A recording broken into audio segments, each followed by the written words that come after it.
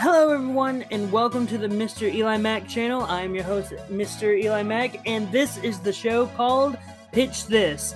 And this is a show where basically I pitch a movie idea to you because I'm most likely never actually going to be hired to write these stories. And before I get into the idea, please hit the like button and subscribe to the channel. It really helps this video get out to more people, and I'd love for this video to find more people and grow the fan base. Also, hit the notification bell so you can be notified whenever more videos like this go live. Now, for this episode, I'm continuing on with the franchise that started out this entire month of May. And with the Mike Schmidt trilogy done, it's time to shake it up with a new main protagonist. So here's my pitch for Five Nights at Freddy's 4. And as I've said before, some elements of these stories and these pitches will be inspired by the Game Theorist videos. And so I'd like to thank Matt Pat and his crew for creating such a great foundation for people to build upon. Also, I'd like to thank Scott Cawthon for creating such a rich franchise that people want to work on and create stories from. So thank you both, Matt Pat and Scott Cawthon. We start out with a young child sitting alone in his room. He looks over at his Golden Freddy plushie. A voice enters the child's head. The voice asks, what did his brother do? The Golden Freddy reassures the child and tells him that everything will be okay and that his friends are here. The child walks over to the door and tries to open it. The door is locked. The child starts to cry as he keeps trying to open it. After a few more minutes, he lets go and slumps to the ground. He continues to cry, and the voice speaks again.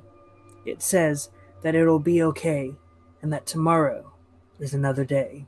The young child goes to bed and closes his eyes. Suddenly, he hears a growling in the hallway.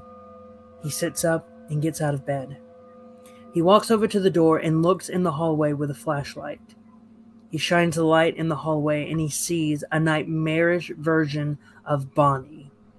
The child has to do everything he can to survive the night as he keeps himself safe from Nightmare Bonnie, Nightmare Chica, and Nightmare Freddy. As the night comes to an end, the Golden Freddy plushie states that the child is going to be okay. And so the morning comes and the child is safe in his bed. He gets up and he looks at his plushie. The voice tells the child that there are 4 days until the party. The child tries to open the door, and it opens easily. The child walks out and through the hallway. He tries to hide from the nightmares, but he doesn't see anything. The plushie tells him that everything is going to be okay, but the child doesn't feel safe. The child walks into his sister's room, but doesn't see her there. He exits the room and walks into the living room. On the television is a commercial for the newest diner, Fredbear's Family Diner, and the year on the screen shows 1983. And the child watches the commercial as it shows two men greeting people, with them standing next to a Golden Freddy and a Golden Bonnie. The child smiles for a few seconds. He turns around, and the child's older brother jumps out at him wearing a foxy mask. The child falls to the ground and starts crying. The older brother takes off his mask, laughing. A door opens, and William Afton enters the living room. He checks on his son and looks up at the older brother. He chastises the older brother and calls him by his name, Michael. William takes the younger brother back to his room. William asks his son Evan if he's going to be okay. Evan says he'll be okay, but asks where Elizabeth is. William mentions that Elizabeth is spending some time with their grandparents. William checks Evan's head and notices that Evan still has a fever. He tells Evan to get some rest. William tucks Evan in as Evan relaxes in his bed. Night 2 has begun, and Evan continues to survive his nightmares. However, now a nightmare version of Foxy has started to come from the closet. Evan tries to seek comfort in the Golden Freddy plushie, but it never responds to him. The Nightmare Foxy occasionally speaks to him with a distorted version of his brother's voice. Near the end of the night, Evan hides under his covers and starts to hyperventilate.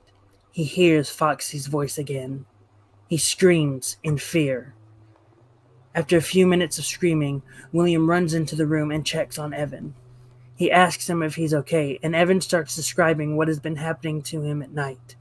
William comforts Evan, telling him it was just a bad dream. Evan even mentions how the Foxy sounds like Michael. William, understanding why, sighs and tells Evan to come to work with him.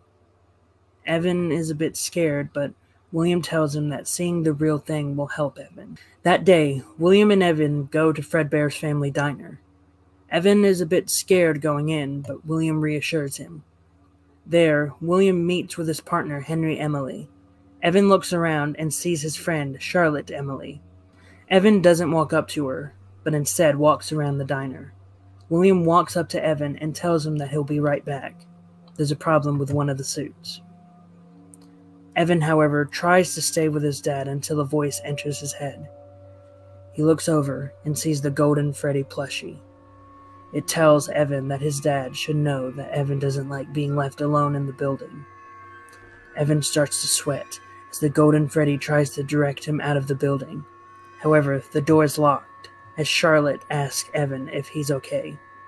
Evan continues to listen to the plushie and tries to run away. When passing by one of the rooms, he sees William trying to put the head of a golden Bonnie suit on one of the employees. Evan continues to run and hides under a table. He starts crying as he sees an image of a nightmare Foxy. Charlotte walks up to him and asks if he's okay.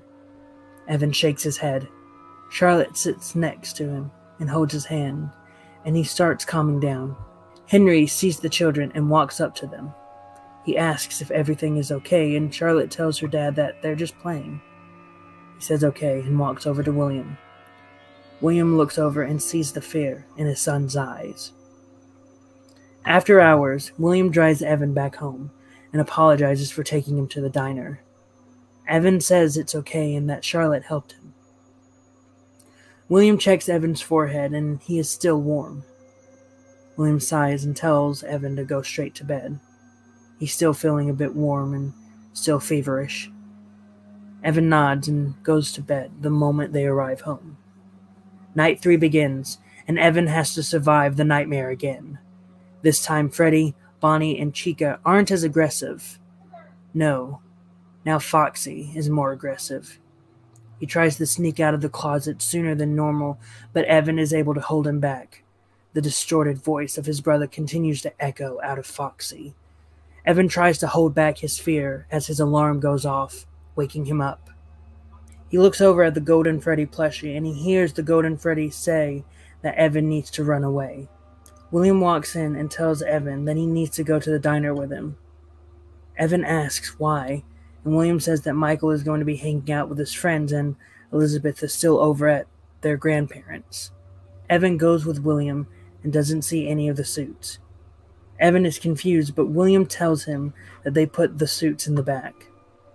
William walks off and goes to work. Evan looks over and sees the Golden Freddy plushie. Evan starts to sweat and hears the plushie tell him to run and that the nightmares are coming for him.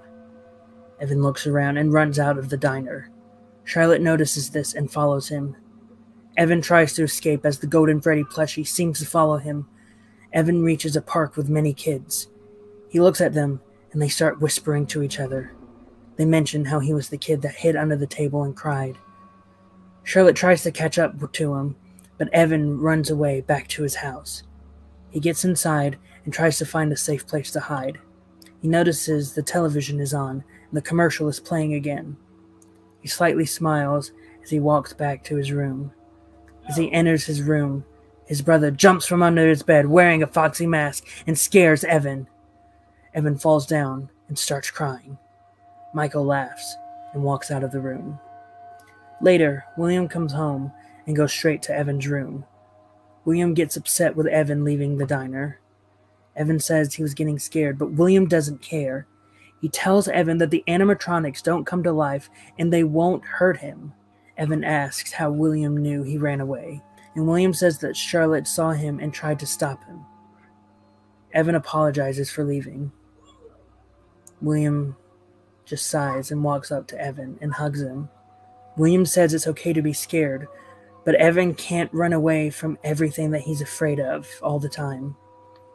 William checks Evan's head, and Evan is still warm. Evan goes to bed and takes a nap. Night 4 starts out with Evan continuing to survive. All Evan cares about, though, is keeping Nightmare Foxy from attacking him. He continues to prevent Bonnie, Chica, and Freddy from attacking him as well. He looks over and sees the Golden Freddy plushie near him and tells him to stop resisting. However, Evan ignores the plushie and continues to prevent the nightmares from taking over. Evan awakens, sweating from his nightmare. He looks at the bed and feels how wet the sheets are. Michael walks in ready to wake him up and sees the wet sheets. Michael makes fun of him. Now, William walks in and he tells Michael to stop making fun of his brother. William tells Evan that he needs to bring Evan to the diner. Evan slightly pushes back, but William stands his ground. Evan slightly lowers his head and agrees. William enters the diner with Evan following behind, and Evan looks up and he sees Charlotte nearby. She waves and Evan waves back. Evan walks over to her and the two talk about Evan's nightmares. Charlotte asks how he knows about the animatronics, and Evan says that he saw concept art for them in his dad's office. His dad even gave them some early masks for the launch. Charlotte asks if she can have one, and Evan says that he will give her the Chica mask. Evan then hears something at the back of the diner. He asks Charlotte if she heard that. She says yes, and the two walk towards the back. They both reach the spare parts room. Evan walks in and the door slams shut. Evan turns and runs back to the door and tries to open it.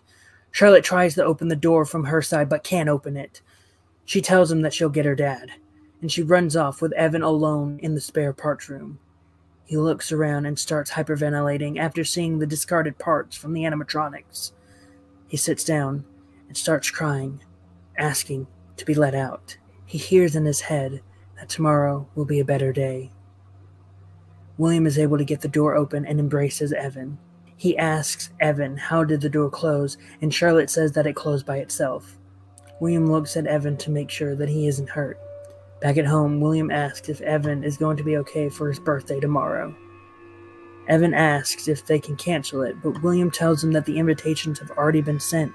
He can't let the people who said that they'd be going to the party down. Evan nods and asks if Elizabeth is going to be there. William just stays silent and tells him that she's still visiting her grandparents. Evan also stays silent for a few seconds and asks if Mom will be there. William doesn't say anything, but he eventually tells Evan that she'll always be there, just not in person. Evan nods and says he misses her. William says he misses her too. William hugs Evan and tells him good night. Evan goes to sleep and must now experience Night 5. He doesn't see any of the other nightmares, but he feels the presence of Golden Freddy. He hears the voice again telling him to let the nightmare take over. And the entire night he must protect himself from a nightmare version of Golden Freddy. Evan is able to survive Night 5, but he still hears the voice telling him to succumb to the nightmare. The next day is here, and it is his birthday, and he is celebrating with his family at Fredbear's family diner. Charlotte and Evan stick with each other for a majority of the time. However, Henry calls for Charlotte, and she goes to her dad. Evan, alone, looks around the diner until Michael approaches him. Michael tells Evan that if he wants the full Fredbear experience, he needs to get closer to the animatronics. And Michael picks up Evan and starts taking him to the Fredbear animatronic. When Evan looks up, he doesn't see the face of the actual animatronic, but he sees the face of the nightmare Fredbear. Evan tries to squirm out, but Michael keeps him in his hands. Michael's friends laugh as Michael picks up his brother. Michael tells Evan that Fredbear wants a kiss. He places Evan's head in the mouth of the animatronic. Henry sees this and quickly grabs William. William turns to see this and starts shouting at Michael to put Evan down. Michael sighs in annoyance and starts to take Evan out of the mouth. However, Evan's tears hit some of the spring locks, and the mouth starts to move. Before Michael knows it, the mouth chomps down on Evan's head. The room is stunned. Charlotte screams in fear. Michael slowly backs away, not knowing what just happened. And William screams out and runs up to Evan. Henry follows behind and helps William open the mouth. William looks at Evan, but Evan's face is covered in blood. William tries to wake Evan up, but Evan doesn't move. Michael tries to get William's attention, but William tells Michael to get away from him. A few days later, William, Michael, Henry, and Charlotte attend Evan's funeral. William falls to his knees, crying at his son's tombstone. Henry helps William up and takes him away. Charlotte looks at Michael and asks him if he feels better now that his brother is gone. Michael, he starts to cry and says that it was an accident. He didn't mean for that to happen. Charlotte doesn't want to hear it, and she leaves with Michael looking at his brother's tombstone. Michael looks down at the tombstone, and he just says, "Can you hear me?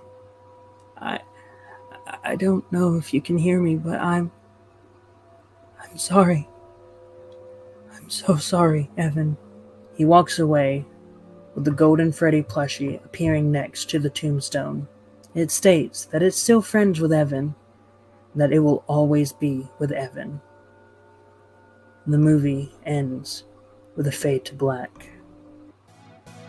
And that's how I would make Five Nights at Freddy's 4. I'll be honest, this one was a bit harder to organize, but once I had a solid idea on what to do, it became easier to plot out.